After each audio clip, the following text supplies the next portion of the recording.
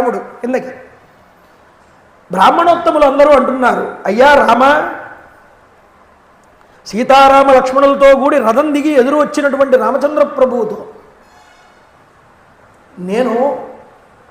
నువ్వు మమ్మల్ని రావద్దు రావద్దు అని అంటున్నావే, మేము రాకుండా ఎలా ఉంటామయ్యా రామ? మేమందరం వృద్ధులమే, బ్రాహ్మణులమే, అయినా నువ్వు మా అందరికీ ప్రభువువి. ఎందుకో తెలుసా?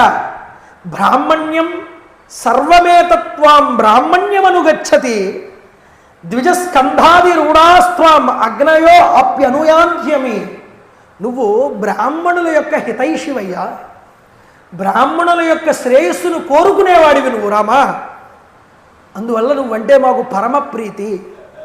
అంతేకాదు బ్రాహ్మణ సమాజమంతయు కూడా ఈరోజు నిన్ను అనుసరిస్తోంది వెనక్కా.